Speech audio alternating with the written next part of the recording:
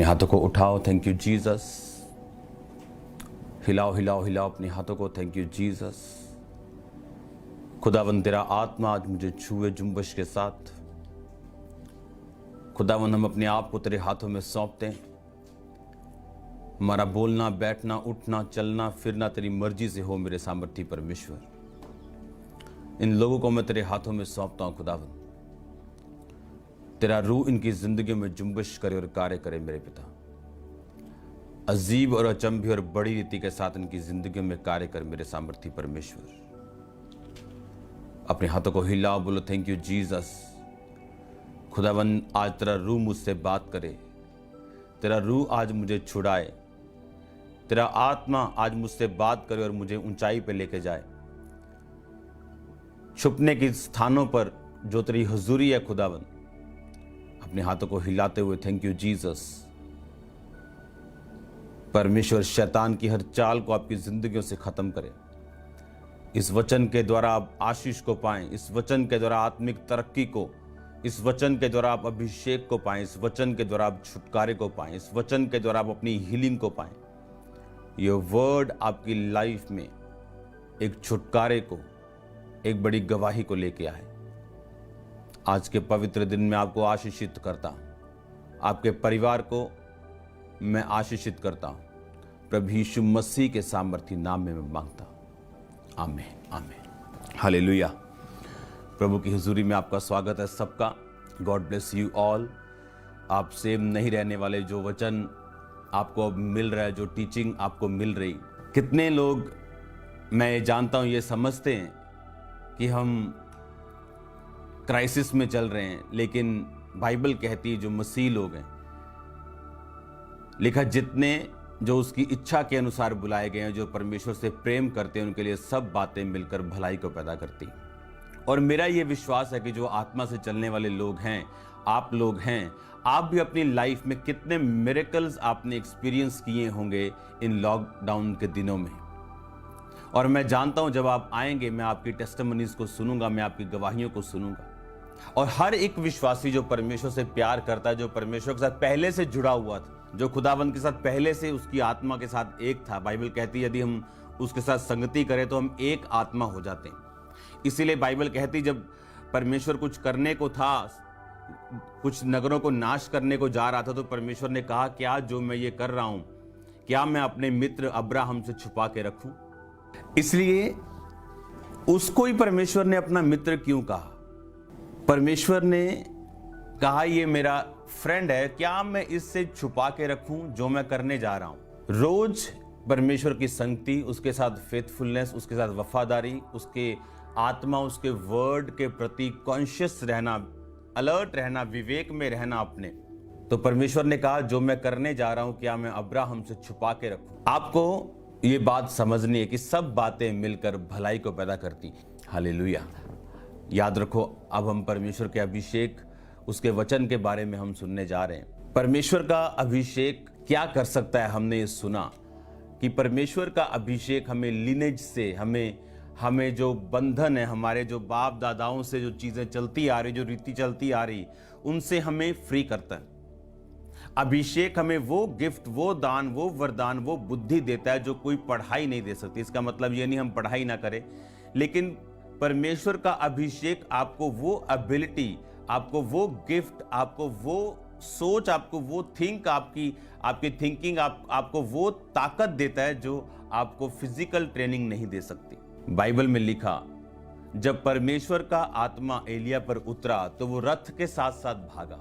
Bible में लिखा जब यूसुफ परमेश्वर की आत्मा के साथ वफादार रहा तो उसने राजा को बताया कि 7 साल अकाल के और 7 सुकाल के और 7 अकाल के होंगे, पहले अच्छे होंगे 7 और बाद में बुरे होंगे, तो पहले अच्छे 7 सालों में हम 20% जमा करके रखेंगे। तो यूसुफ ने कोई मैनेजमेंट का कोर्स नहीं किया, वो कोई आईएएस अफसर नहीं था जो उसे इतनी चीजें मालूम हो। टॉप लेवल के अफसर उसके पास होने के बावजूद, मिस्र के राजा के पास होने के बावजूद, जो बुद्धि यूसुफ में थी वो किसी में भी नहीं थी। और बाइबल कहती उस डिवाइन ईश्वरीय बुद्धि भी 2 तरह की, एक संसारिक, एक शैतानी, और दूसरा परमेश्वर की। और उस परमेश्वरीय बुद्धि के कारण बाइबल कहती वो अपने देश के लिए आशीष बना, अपने देश के लिए बरकत बना। अब आपको ये बात समझनी है कि मसीही लोग जो हैं वो अपने देश की आशीष हैं, वो अपने देश की बरकत है, वो अपने देश के नीचे जाने का कारण नहीं बल्कि तरक्की में जाने का कारण है। वो अपने देश के लिए प्रार्थना करने वाले लोग हैं। अब आपको मैंने ये समझाया कि अनॉइंटिंग है क्या, अभिषेक है क्या। हालेलुया। जिस अभिषेक की मैं आपको बात कर रहा हूं, अगर ये अभिषेक आपकी लाइफ में नहीं है तो आप इमेजिन करो मूसा की जिंदगी को जब हम पढ़ते हैं, मैं चाहता हूं मूसा की लाइफ को हम नए नियम से पढ़ें। इब्रानियां 11 उसकी 23 आयत से मैं पढ़ूंगा।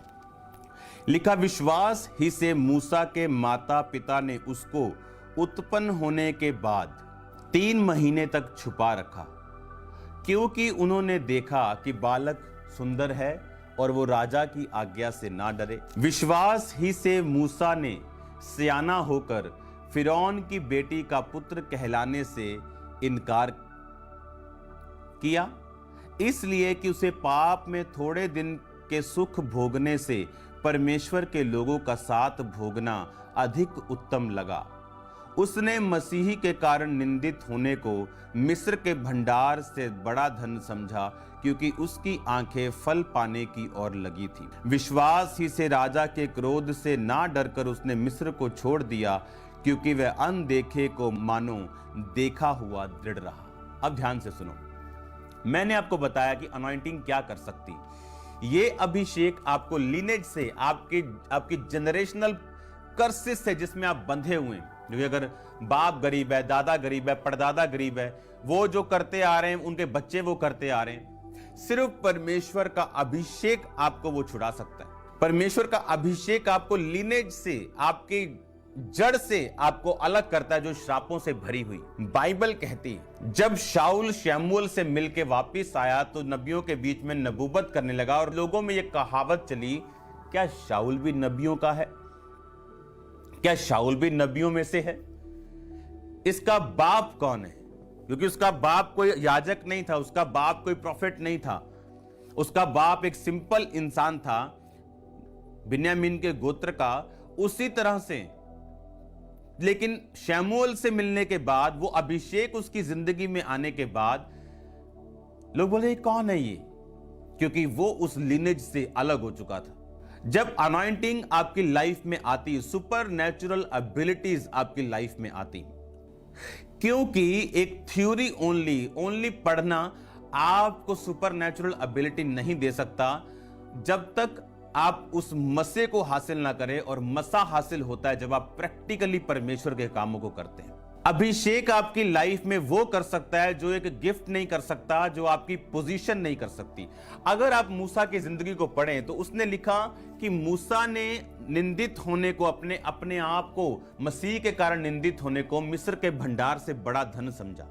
इसका मतलब मूसा ये बात जानता था कि वो एक हिब्रू मैन है, एक इब्रानी आदमी, और वो ये बात जानता था कि मेरे इब्रानी लोगों को परमेश्वर छुड़ाएगा और छुड़ाना चाहता है। और वो एक बेस्ट पोजीशन पे था जहां से वो अपने लोगों को छुड़ा सकता था, क्योंकि वो कमिंग किंग था, वो आने वाला राजा था, वो अब राजकुमार था वो। और जब उसने कोशिश की अपनी पोजीशन का फायदा उठा के एक बंदे को मार के उसने मिस्री को बालू में, रेत में छुपा दिया और वो बात लीक हो गई और उसे भागना पड़ा। परमेश्वर ने उसे यह चीज बता दी कि मेरे भाई, मेरे बेटे, जब तू मेरा काम अगर करना चाहता है, तू मेरी इच्छा को इस धरती पे अगर पूरा करना चाहता है, मेरे प्लान को पूरा करना चाहता है, तो तेरी फिजिकल पोजीशन काफी नहीं है उस काम को करने के लिए। चाहे तू मंत्री हो, चाहे तू अफसर हो, चाहे तू किसी भी पोजीशन पे हो, तू मेरा काम इफेक्टिव नहीं कर सकता जब तक तू मेरा आत्मा और मेरी सामर्थ को, मेरे अभिषेक को तू नहीं पाता। अगर अभिषेक आपकी लाइफ में नहीं है, आपकी शारीरिक पोजीशंस वो इफेक्ट, वो काम नहीं कर पाएंगी, क्योंकि परमेश्वर के राज्य में किसी भी काम को करने के लिए आपको आत्मा के अभिषेक की जरूरत है। इसीलिए आज बहुत सी क्रिश्चियन मिशनरीज बहुत हाई पोजीशंस पे हैं, इतनी हाई पोजीशंस पे हैं कि वो सरकारों पे प्रभाव डाल सकती हैं, देशों पे प्रभाव डाल सकती हैं, लेकिन क्योंकि परमेश्वर का मसा उनके साथ नहीं है, इसीलिए वो इफेक्टिव नहीं है, प्रभाव रहित हैं, इफेक्टलेस हैं। आप जानते हैं, क्योंकि हमारी शारीरिक पोजीशन, हम किसी भी बड़े स्थान पे क्यों ना हो, परमेश्वर के कार्य को करने के लिए वो काफी नहीं हैं, वो एलिजिबल नहीं हैं, वो ठीक नहीं हैं, जब तक परमेश्वर का आत्मिक काम आत्मिक मसे से नहीं किया जाता, वो कंप्लीट नहीं। जो भी परमेश्वर की सेवा मसे के बिना की जाएगी, उसे पवित्र आत्मा कबूल नहीं करता।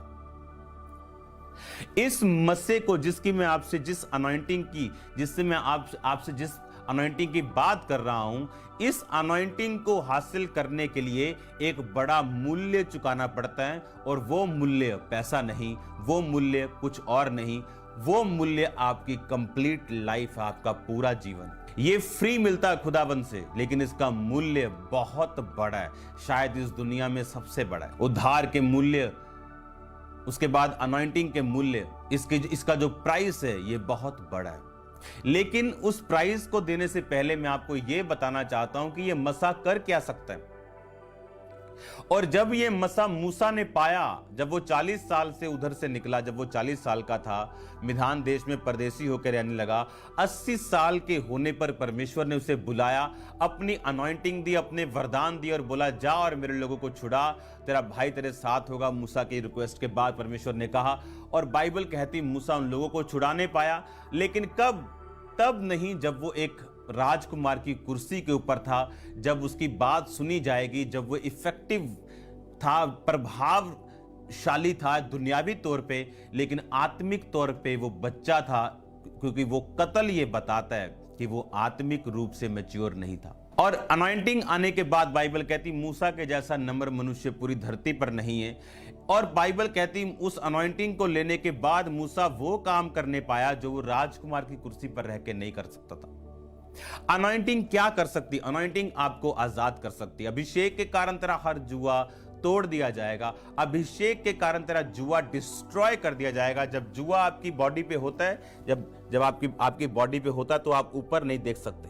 बहुत सारा भार आपने गांव के बहनों को देखा होगा सिर पर, और वो ऊपर नहीं, फिर वो सीधा देख के चलती, इधर उधर भी आंखों से देखती हैं सिर्फ। और परमेश्वर ने कहा, ये जुआ जो तुम्हारे ऊपर है, ये जुआ जो तुम्हारे फाइनेंस के ऊपर है, ये जुआ जो तुम्हारे घर के ऊपर है, तुम्हारी बेटी के ऊपर है, तुम्हारे बेटे के ऊपर है, तुम्हारी वाइफ के ऊपर है, अभिषेक के कारण ये जुआ तोड़ दिया जाएगा, डिस्ट्रॉय कर दिया जाएगा, फिनिश कर दिया जाएगा। वो अभिषेक जब यूसुफ की लाइफ पे था,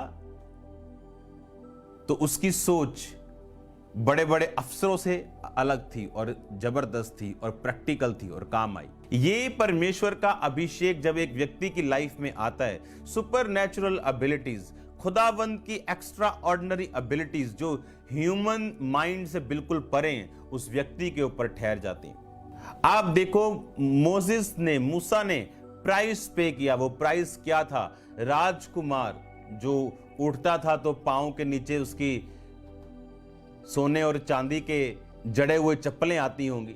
जब उठता था तो पैर नीचे रखने से पहले लोगों के हाथों पर चप्पलें रहती होंगी। ऐसी लाइफ, क्योंकि मिस्र एक छोटा राज्य नहीं था, मिस्र बहुत बड़ा राज्य था, मिस्र बहुत बड़ा एक साम्राज्य था, दुनिया का आप कह सकते हो कि सबसे बड़े साम्राज्यों में से एक। उसका आने वाला राजा, आप जानते हैं उसकी आवभगत कैसे होती होगी। लेकिन परमेश्वर ये चाहता था कि अब वो प्राइस को पे करे उस अभिषेक के लिए जो परमेश्वर उसको देना चाहता है। उसके लिए उसने एक चरवाहे की जिंदगी जी। चरवाहे की जिंदगी सबसे मुश्किल होती थी। चरवाहे ऐसे लोग थे जिनके प्रति मिस्रियों के दिल में हमेशा से नफरत पैदा की जाती थी। आप जानते, कुछ लोग ऐसे हैं जो किसी धर्म के प्रति, किसी लोगों के प्रति खास तौर से नफरत भरने का काम करते हैं।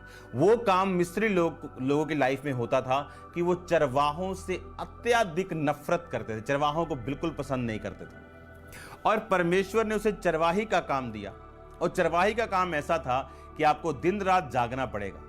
आपको रात को किसी भी पहर में अगर जानवरों पे अटैक हुआ, आपको उठना पड़ेगा। आपको रात दिन चरगाहों में रहना पड़ेगा, बारिश में रहना पड़ेगा, औंस में रहना पड़ेगा। और वो 80 साल परमेश्वर ने मूसा को तैयार किया। 80 सालों में उस 40 साल के पहला ट्रेनिंग और 40 साल के बाद की ट्रेनिंग, और 40 साल में परमेश्वर ने उसको उस मसीह के लिए तैयार करके उसके बाद उसे यूज किया। लेकिन वो 40 साल जिसमें हर एक विश्वासी रहने के लिए तैयार नहीं। बाइबल ऐसा कहती, बाइबल कहती जब परमेश्वर प्रभु यीशु मसीह स्वर्ग पर चढ़ाए गए तो परमेश्वर ने अपने चेलों को बोला, अब तुम मेरी प्रतिज्ञा की बाट जोहना, अब तुम पवित्र आत्मा के बपतिस्मे का इंतजार करना, पवित्र आत्मा की भरपूरी उस अभिषेक का इंतजार करना जो पिता ने तुम्हारे साथ वायदा किया कि अंत के दिनों में मैं अपना आत्मा सब मनुष्यों के ऊपर उंडेलूंगा। और बाइबल कहती कि वो 120 लोग इंतजार कर रहे थे, पेंटिकोस्ट के दिन भी प्रार्थना कर रहे थे, बाहर त्योहार मनाने के लिए नहीं गए। और बाइबल ऐसा कहती है, अगर आप ध्यान से बाइबल पढ़ें, वो समय एक डिप्रेस्ड टाइम था, डिप्रेशन से भरा हुआ। वाई? क्यों? क्योंकि यीशु मसीह को मार दिया गया। पॉलिटिकल प्रेशर इतना था राजा के ऊपर, किनका? महायाजक का, वोट बैंक, पॉलिटिकल प्रेशर, यीशु मसीह को मार दिया। अब कुछ लोग राजा के बहुत खिलाफ थे, कुछ लोग महायाजकों के बहुत खिलाफ थे। फूट पूरी बढ़ चुकी थी, पड़ चुकी थी। यीशु मसीह की मुर्दा देह जी उठ चुकी थी।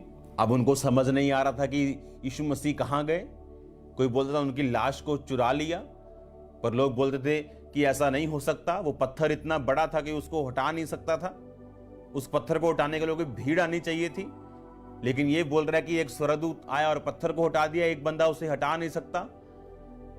अब इतनी फूट पड़ चुकी थी महायाजकों में, बड़े अधिकारियों में, राजा में, कि उसकी लाश कहां है, उसकी लाश कहां है।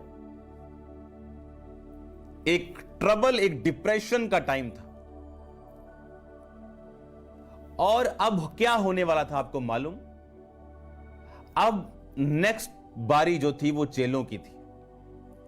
अब नेक्स्ट खून जिनका होना था वो चेलों का होना था। आप जानते हैं उस टाइम इतना डर का माहौल था, क्योंकि वो इंतजार ये कर रहे थे कि कुछ फूट कम हो, कि महायाजक, उसके लोगों में फूट है, महायाजक और राजा में फूट है। सब बोल रहे हैं तुमने लाश चुराई, तुमने पंगे लिए, तुमने ऐसा किया, अब मेरी कुर्सी पे बात आ चुकी है, अब ये हो रहा है, वो हो रहा है। सब गवर्नर, सब चीजें, सब मैस हो चुकी थी। अब नेक्स्ट जो बारी थी वो चेलों की थी। उनको लोग मारना चाहते थे, लेकिन वो ये चाहते थे कि अब थोड़ी गहमा गहमी थोड़ी कम हो जाए, थोड़ा काम यीशु मसीह का जो काम है वो ठंडा पड़ जाए, थोड़ी इसकी चीज ठंडी पड़ जाए, तब इन चेलों को पकड़ेंगे, मार देंगे, और यीशु मसीह का जो नाम और उसकी जो टीचिंग है वो हम मिटा देंगे, उसे फिनिश कर देंगे। ये महायाजक भी चाहते थे और ये दूसरे लोग भी चाहते थे, क्योंकि सारा जो वोट बैंक था वो महायाजकों के पास था।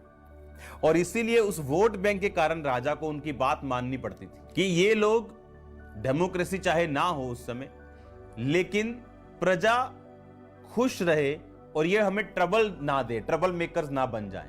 अब यीशु मसीह ने तो ये कहा है कि भाई तुम यरूशलेम को नहीं छोड़ोगे, और यरूशलेम का मतलब था उस टाइम की मौत का घर, कि डिप्रेशन, हर जगह सोल्जर्स लगे हुए हैं, फुल सिक्योरिटी, टाइट सिक्योरिटी, चेलों को ढूंढ रहे हैं। पर यीशु मसीह ने कहा तुम यरूशलेम को मत छोड़ना।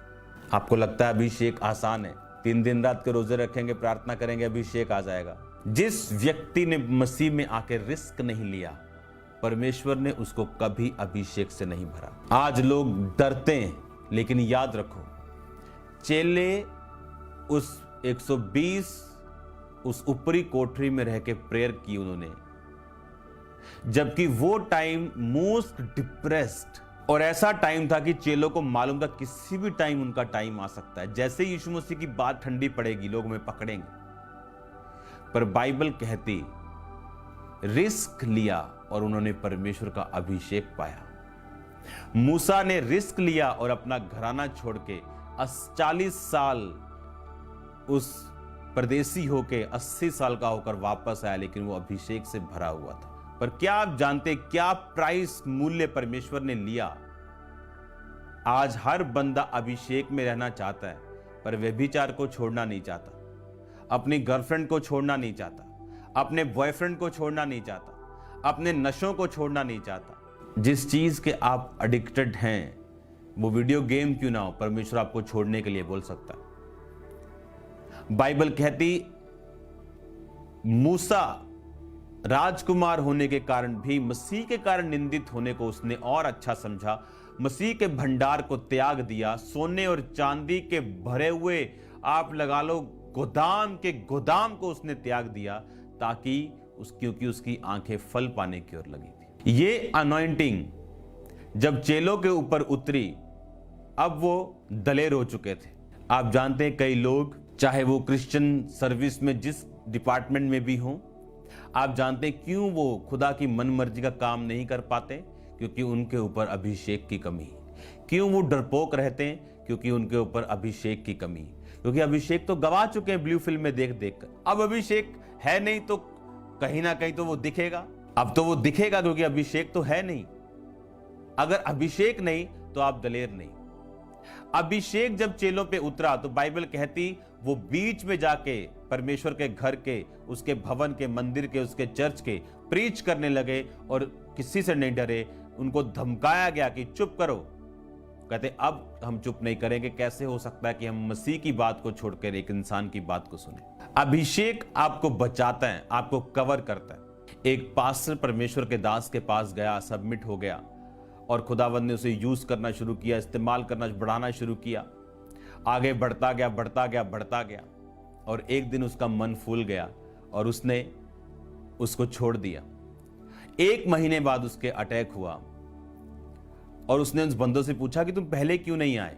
कहते जब भी हम तुझ पे अटैक करना चाहते थे, हमें कोई चीज रोकती थी, लेकिन अब 1 महीने से हमें ऐसा लग रहा है कि हम क्यों रुके रहे।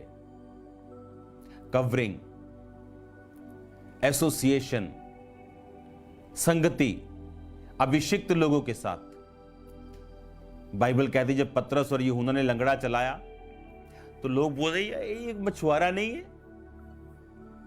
अगर आज आप कोई सामर्थ्य काम को ये चाय वाला नहीं है, ये तो रिक्शे वाला नहीं है, ये ऑटो वाला नहीं है। पर कैसे इतना बड़ा काम इसने कर दिया? तो लोग बोले अरे रुको, ये प्रभु यीशु मसीह के साथ रहे। एसोसिएशन किन लोगों के साथ है आपकी? क्या आपकी संगति अभिषिक्त लोगों के साथ है? क्या आपकी संगति व्यभिचारियों के साथ है? चोरी करने वालों के साथ है? हालेलुया। प्रेरितों के काम उसकी 3 बाब को जब आप पढ़ते हैं, उसकी 1 आयत से लेके जब आप 10 आयत तक पढ़ते हैं, जिसमें परमेश्वर ने पतरस के द्वारा उस लंगड़े को चंगा किया और लोग हैरान थे कि ये लंगड़ा कैसे चंगा हो गया। तो 40 साल से हम देख रहे हैं, ये तो फेक नहीं हो सकता। और परमेश्वर ने इसे हील किया और इन्होंने प्रार्थना की और पतरस कह रहा है कि उस नाम के ऊपर, जिस नाम के ऊपर हम विश्वास करते हैं, उस नाम ने इसे अच्छा किया। और लोग बोल रहे हैं नहीं, ये परमेश्वर के साथ रहे। एसोसिएशन, आपकी संगति मायने रखती। मैं आपको कुछ वचन दूंगा जो आप पढ़ेंगे। पहला शमूएल उसकी 22 अध्याय उसका 1 आयत। ये वचन मैं थोड़ा सा पढ़ता हूं आपके लिए। दाऊद वहां से चला और बचकर अदुल्लाम की गुफा में पहुंच गया। ये सुनकर उसके भाई वरन उसके पिता का समस्त घराना वहां उसके पास गया और जितने संकट में पड़े थे, जितने ऋणी थे यानी कर्जाई थे, जितने उदास थे, वो सब उसके पास इकट्ठे हुए। वह उनका प्रधान हुआ और कोई 400 पुरुष उसके साथ हो गए। अब ये 400 पुरुष जो साथ हुए, कोई उदास था, कोई कर्जाई था, कोई संकट में था।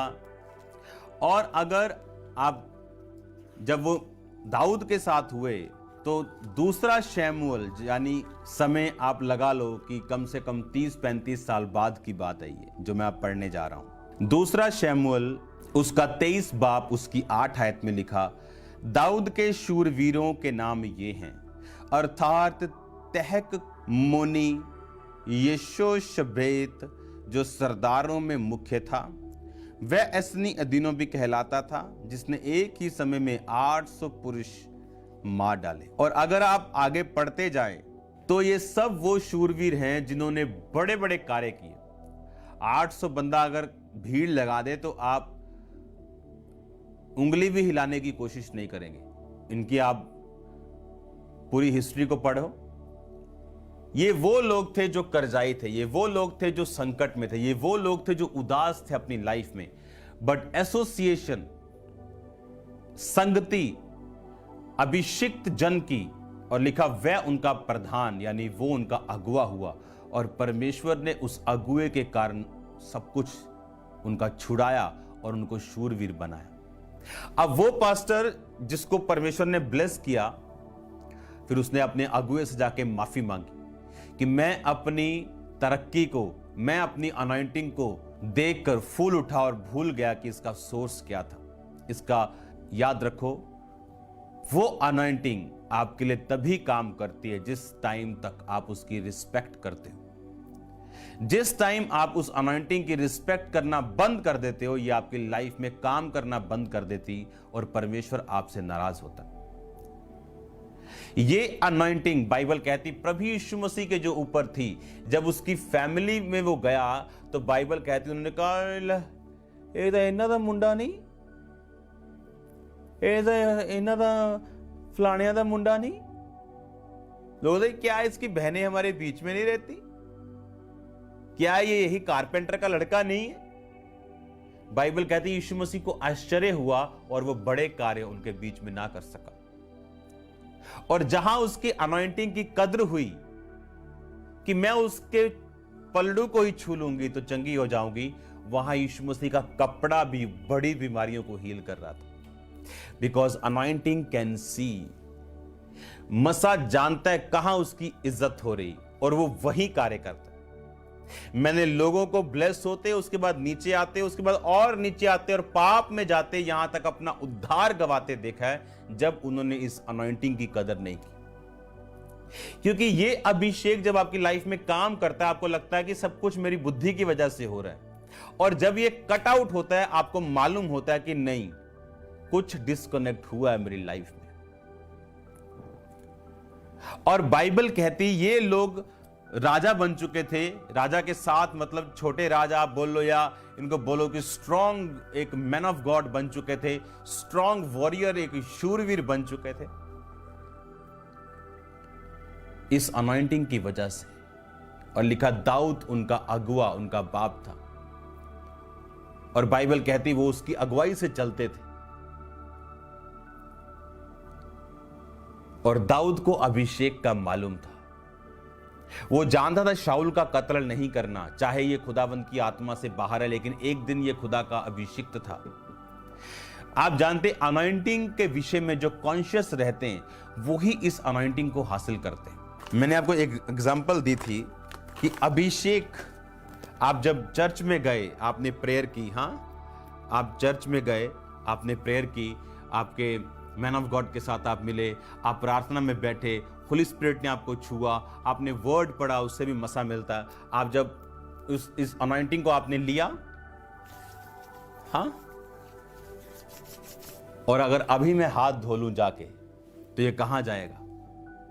क्योंकि मैंने इसको सेफ नहीं किया, मैंने इसको सुरक्षित नहीं किया, मैंने इसे संभाला नहीं।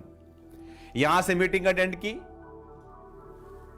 नीचे खड़े दोस्त ने आवाज मारनी, आ चलिए, और हम कहां पे हैं? किसी पार्टी में खड़े हैं। अभिषेक खत्म हो गया। वो कॉन्शियस नहीं कि जो ये बातें लोग कर रहे हैं, क्या मेरा इनके साथ बैठना बनता है? क्या इन ठट्ठों के साथ मेरा कोई लेना देना है? क्या इन जो बातें यहां चल रही हैं, क्या ये परमेश्वर के वचन के साथ मेल खाती?